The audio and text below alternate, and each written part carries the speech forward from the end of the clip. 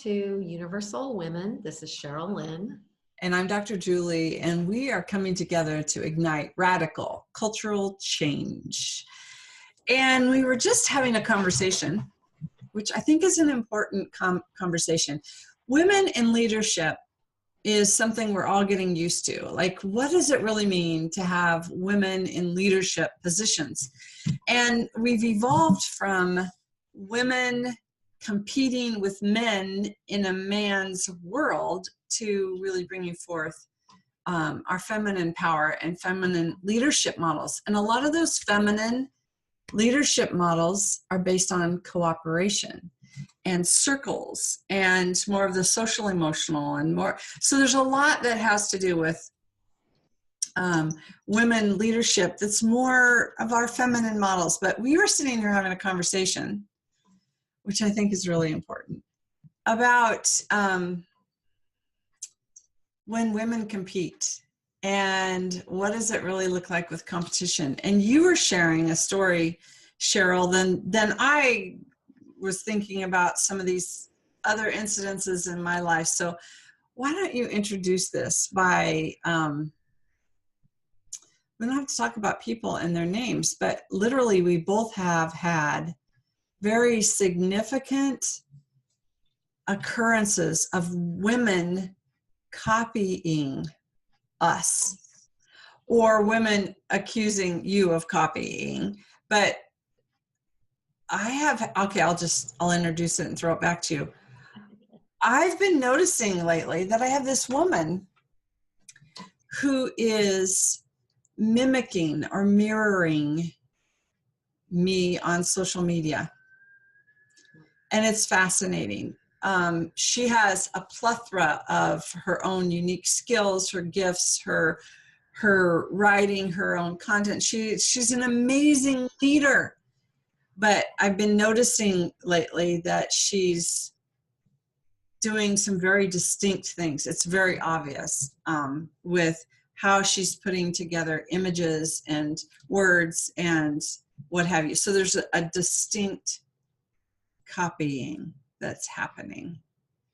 And do I need to call her on it? No, it's like, okay, whatever. But when it comes to our ideas, our words, our writing, our original content, is it original when it's all in the field anyway, and some of us are just really like listening and in tune and we're pulling things through? Is there original content? Are we copying one another, or what belongs to who? So in this new terrain of cooperation balanced with competition, what does that look like for women in leadership? The word that came screaming as you were talking, and I'm listening to you, and does it really matter, or what, was communication. That a lot of this kind of stuff happens under, and it feels kind of seedy when it happens in a covert way.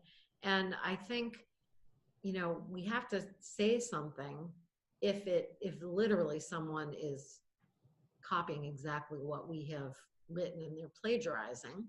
I've had people take a social media meme that I've created where I have my website on the bottom and my information on the bottom, and they just cut it off and put it out as their own.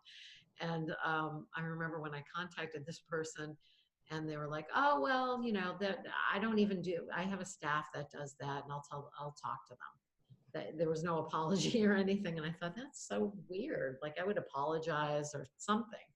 And it wasn't like I felt like, oh, I caught her, because I think she actually didn't realize. But it made me think about for myself, did it really matter? Like, did I do it for a business reason to make money, or was I trying to get information out there that I thought was important to share? So there's that aspect of it too, because I think I'm more now, like that was kind of in my earlier days on social media, where I was trying to build an audience. I was trying to get business, from social media. And I don't really do that anymore. I don't go with that energy. It's more, you know, I'm putting myself out there and sharing information. So I think that there's communication is definitely a part of it. I felt horrible. I had gotten this image I'd shared it from someone else's page, so I didn't know that the source was actually a copyrighted image. And the woman who owned the photograph, it was this beautiful photograph. I still see it on social media. It's this really cool photograph of a butterfly going upstairs with a rock tied to it with a string, like trying to pull it up these stairs. It's a really cool image. And I had just shared it from someone else's page, and she contacted me and said, you know, that's a copyrighted image, cease and desist. And I was like, I'm so sorry. And now when I see the image, I actually will tell someone, you know, I actually will say, you know, that's a copyrighted image. You really shouldn't use that. So, but where is that line? I don't know. Like sometimes I feel like, you know, if I were using it to make money, that would really bother me if someone was plagiarizing my work, because, you know, I put all this time and effort into creating something that was a product in some way, or an advertisement of a product, or an advertisement of my services, and someone just took it. So it's kind of like, so it's definitely a trigger. I would say that for me. Absolutely. I've had that happen too with memes, where I created a beautiful image with words and had my website at the bottom, and literally they cut it or copyright, or like you said, photoshopped it out, but I think they just cut it at the bottom, and that image went viral. That image had 1 million views, you know, and when I saw it, I'm like, oh my gosh, and this guy was sharing it, and I saw it, and it had, and so I go to confront this guy, like, you took my image, and he said, no, I got it from so-and-so. And so another person had literally, and I could never find that guy, but literally I still see that image coming around. I'm like, oh, so now I'm like, I created that. You know, I'm not attached to it anymore. It's like, okay, it's gone. So this whole idea, so we have this whole idea about copywriting and really what's on, I learned this lesson too, because I put an image on my website and it was not my image, and I got fined. And so I learned. So I asked these people to teach me what images, because I got it from a free photo stock site. And free photo stock necessarily might not be free photo stock. Like literally some of those are not to be used, and they're still these fake sites that are selling advertisement is really what they're doing. So if there's images on my website, I've made sure that I've paid royalties for those images. But almost every image on social media, they can't come back after you, because social media is, anyone is using it, everyone's using it. It's a very different kind of thing. So expanding back into the original conversation, it's kind of like that. It's like, who owns what? And what, in this spirit of cooperation and collaboration and co-creation, where we're lifting one another up, when do we give the credit? Like, I love to share your thing, and I'm going to say, my friend Sherryl Lin posted this, check it out today. That's the right spirit. But if I go and I say, wow, you use this metaphor, and I think it's really cool, so I'm going to use your metaphor in my blog and teach this concept to my people without saying, I got this metaphor from Sherryl Lin, that's very different. So when we're looking at women in leadership and cooperation, collaboration, co-creation, what's what now? When do we cross a line? And when do we give credit? And so, okay, I'm going to say this. Ego or no ego? When is it okay to claim your original content and have it not be about ego? that it really is a creation that came through, or an idea that came through me. We all know we're all connected to the same source, and literally there are no original ideas. If you have an idea, I guarantee someone else has already thought about it. You and I did that one time several years ago. Do you remember? We'd come up with a name and we'd check the URL and it'd be taken. Like, dang, that was so creative and fun, and it's already taken. So what is ours? When do we claim it? When do we protect it? Not in a manner of competition, but in a manner of integrity.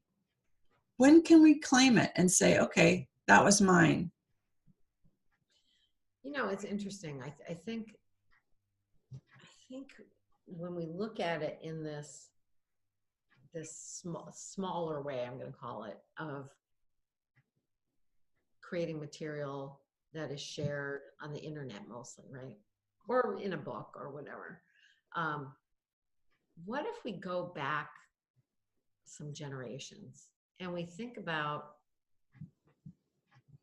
a more cooperative community, like a village where you have a bunch of farms and some merchants in the town, and and there's the pioneering spirit of, I'm gonna farm this land and feed my family, and the family unit, which was bigger back then in general, that was the unit where there was the cooperation and collaboration.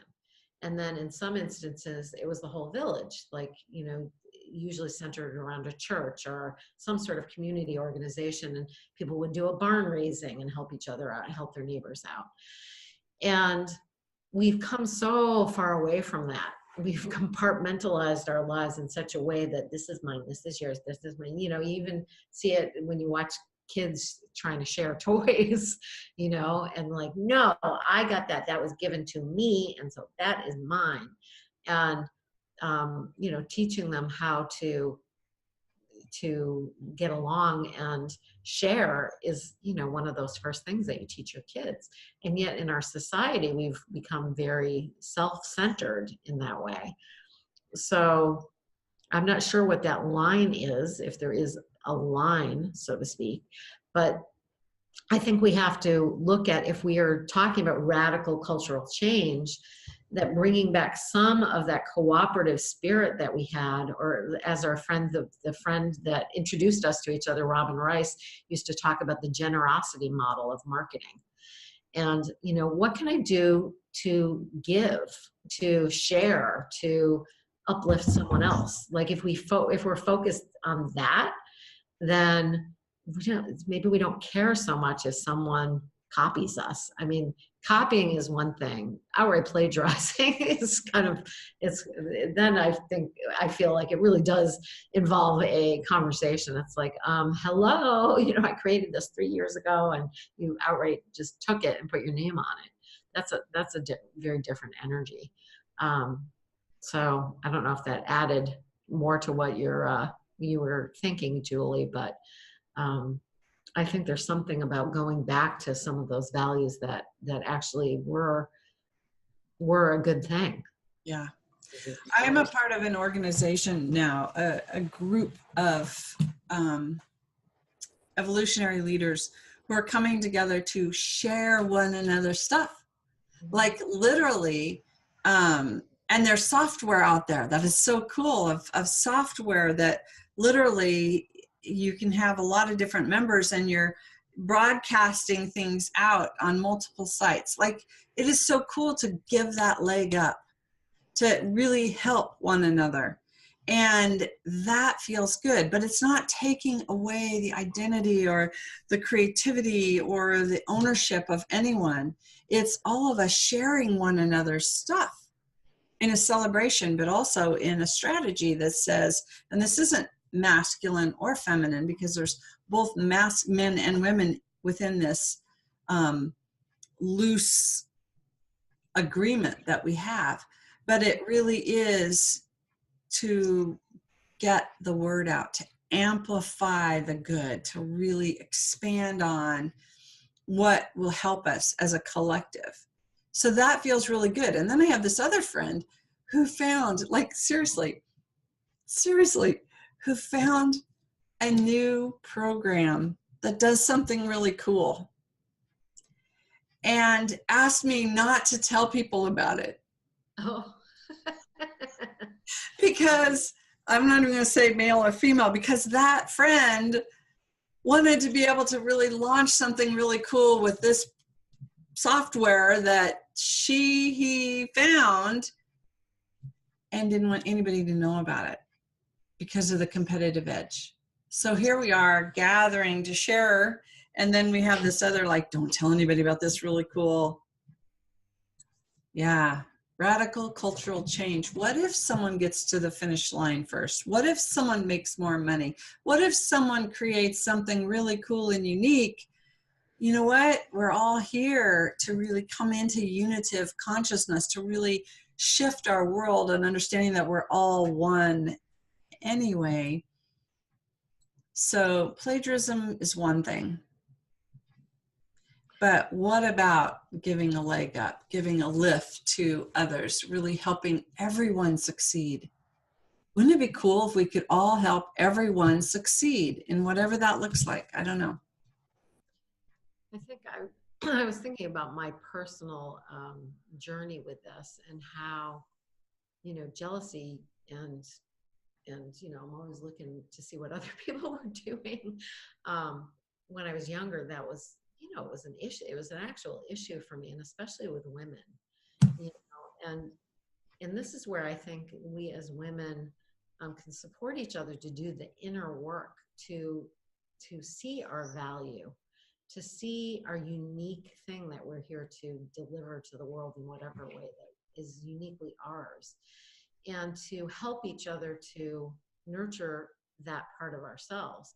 Because if I had had that perspective back then, and it was my learning to go through. So maybe if someone told me this, I still wouldn't have gotten it.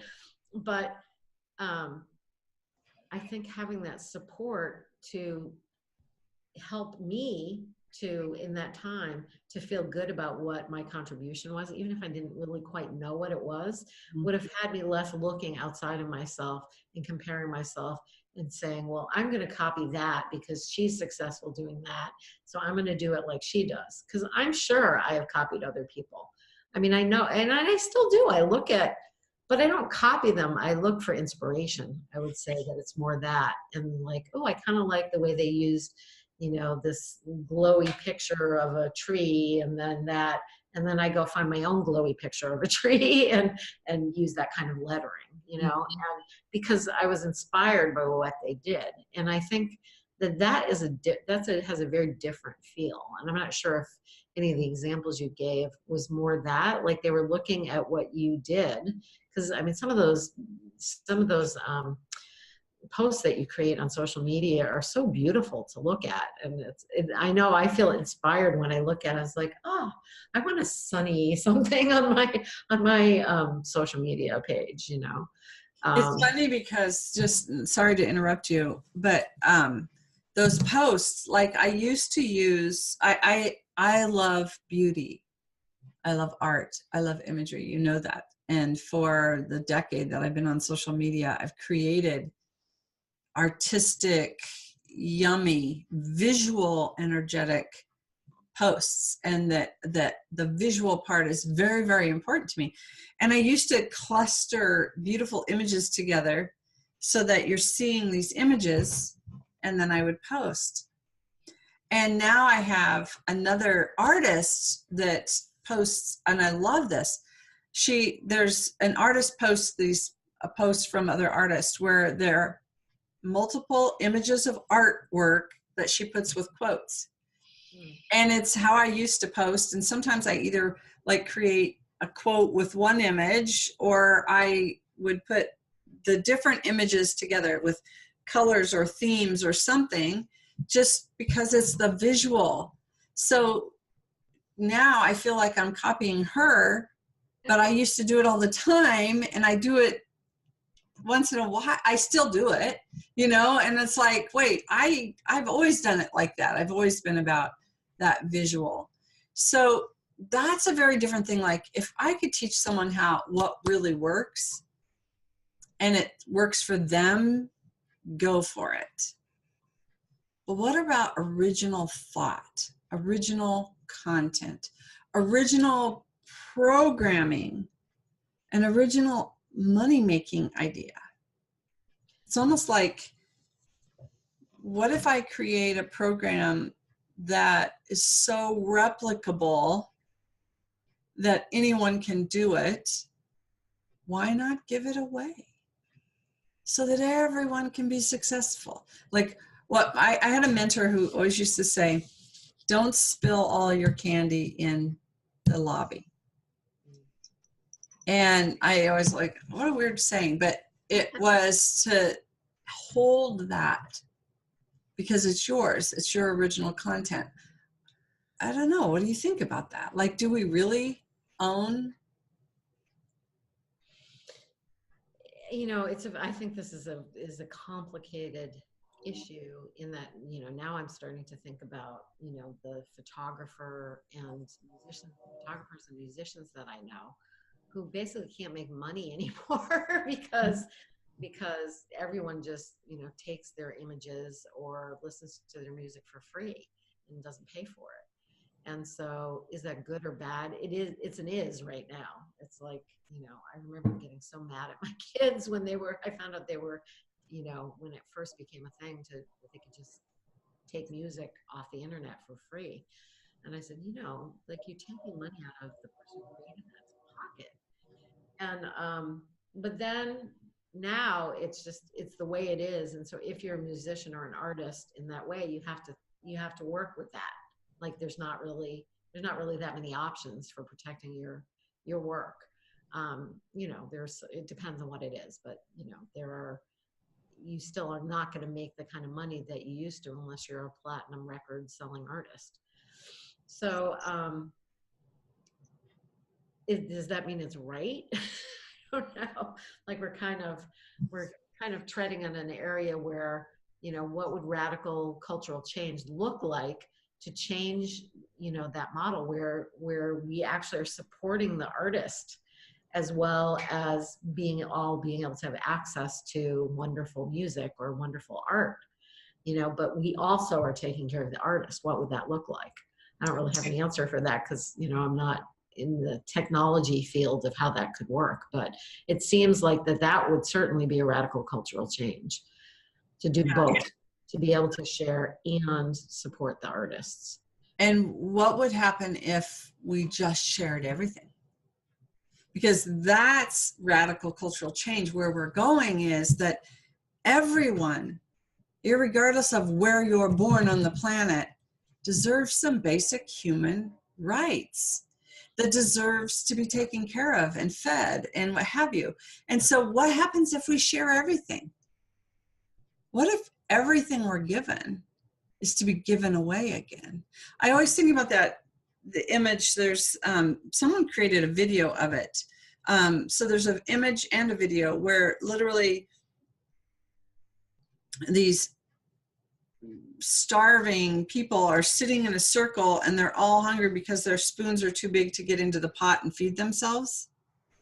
And then when they learn that their spoon can feed their neighbor, they start feeding each other and then they're fed. And I love that. Yeah, it's beautiful. So what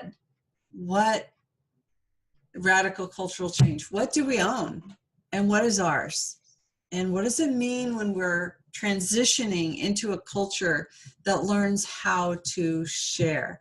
I love the idea of the artist and feeding the artist and paying the artist, and yet the artist is giving it away to everyone. So there are models like that. Patreon is one of those models where literally artists get on Patreon and people pay the artist once a month or per project just because they want to support the artist. So the artist keeps creating and a lot of people are paying them. And that's like a crowdsourcing and a crowdfunding mechanism. So what happens in true cooperation as we evolve into learning to share in a true generosity model. Think about, you know, the true sharing and nurturing of each other is, you know, when you're talking about feeding each other in that image, I was thinking about, and I don't know if it's spread, but I can't remember the city that was talking about changing its public lands to edible landscaping instead of having non-fruit bearing trees. Why not have the park have fruit? It's like, well, who's going to own the apples? It's like no one. Anyone can go, and if they're hungry, they can go and get an apple. You know, it's like, does it cost any more to plant an elm tree than it does to plant an apple tree? You know, or to take care of it. And you know, does it cost any more to keep up a field of peas than it does a field of grass? You know, and you know, that I just love that idea. I thought, yeah, this is really dumb that we don't just like that. It's just not a free for all. I know in I was driving around somewhere, I can't remember where it was, and they had a free vegetable stand. And it was just, you didn't have to, you could donate if you wanted to, but it just said free vegetables, anyone that wanted. And the farm, you know, it was a commercial organic farm, and they sold their produce somewhere else. And they just every day put out some free stuff for whoever wanted it. And I just thought that's what we're talking about, like shifting our consciousness so that we don't think about who owns it. It's growing on the earth. We all own it, you know? Yeah.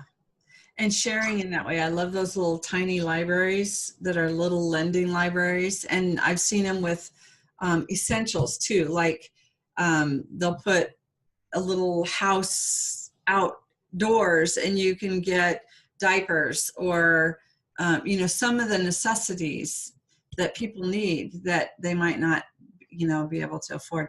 Here's another thing then, but we're out of time, but this is maybe a whole nother conversation is then if we are really moving toward this cooperation and not competition, we're moving toward sharing. We're moving away from hoarding. We're moving away from, so can we let go of that American dream, which is that wealth building idea that we have to work really hard, make a lot of money, have a ton of money to have nice things. If that goes away, what happens to our ego identity and what have you is like, if we really move toward a sharing economy and a leadership model based on cooperation and collaboration and co-creation. I want to talk about co-creation in another show because it's not cooperation, but then, yeah, are we ready for that? I think that is a great topic for another show. My mind's going like, oh, and then we can go talk about this and talk about that because there's a lot of threads on that one. So yeah, we should definitely continue this discussion on how we can move into a more cooperative, supportive thing. Yeah. Each other, and as women lead the way for this, because I think, you know, I think we're innately I won't say women, but the feminine energy is more of a sharing and nurturing energy. Yeah. And so we tap into that. That's the thing that can open us up to all sorts of possibilities of how we can shift our society to be more like that. Yeah. So if you have ideas, listeners, put them down below in the comments. Share your ideas of how do we move toward a sharing economy? How do we move toward really a cooperative model to really lift one another up? When I succeed, you succeed. When you succeed, I succeed. That's a different kind of mindset rather than there's not enough. And so I have to compete for it because if you succeed, then I don't, I fail or I lose. So share your ideas down below. Also look down below of this video. You'll find out how to reach Sherryl Lin and myself and to find other episodes. Look down below for those links. And thanks again for joining us. It was a fun conversation. Watch for another topic on this, because I think I'm with you, Sherryl, and we need to expand on this some more. There's lots more we can say. Very good. Bye for now. We'll see you next time. Bye for now. See you next time.